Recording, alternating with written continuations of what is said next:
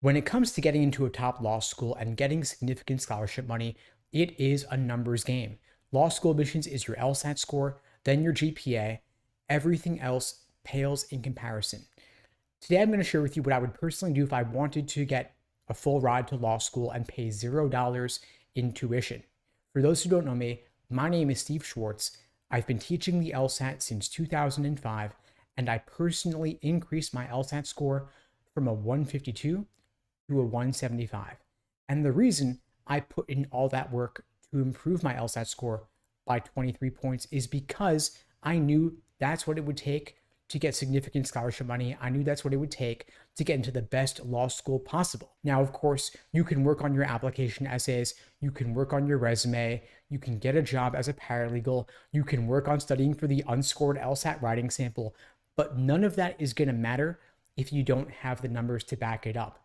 If we look at the law school data sites where people input their LSATs and their GPAs, if we look at the LSAT and GPA medians of the top law schools, the numbers tell the story. If you are below both the LSAT median and the GPA median of a given law school, you probably aren't getting in, even if your law school application essays are fantastic, even if you've got great letters of rec. Those things could be icing on the cake, but the numbers for your LSAT and GPA are virtually necessary. You got to have at least one, if not both, to have a decent shot of getting in.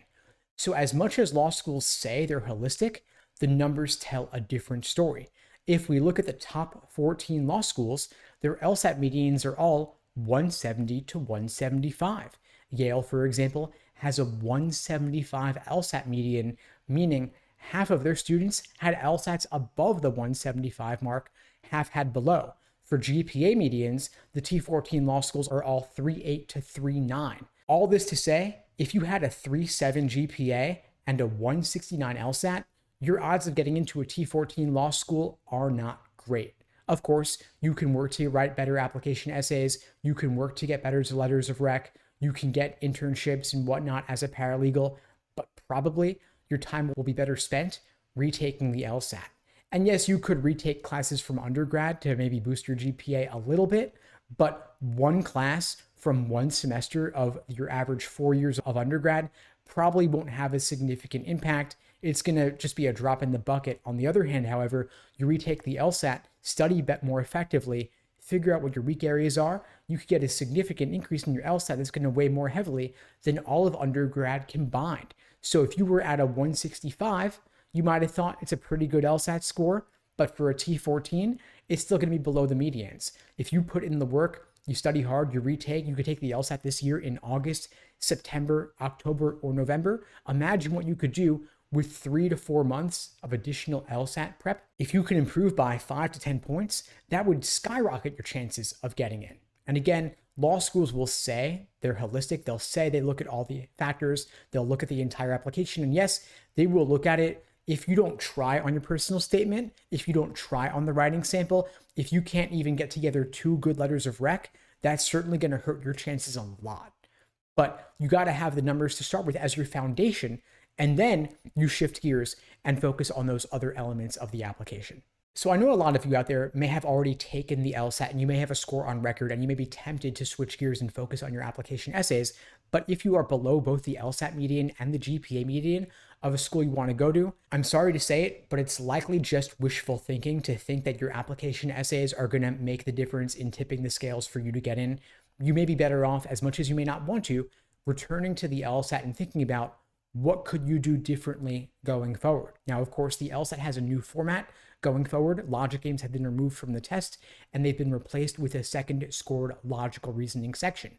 This could be great news for you because even if games were a good section for you, you could put in some more time on logical reasoning, and any gains you make in your understanding of logical reasoning will be doubled since it's now 2/3 of the test.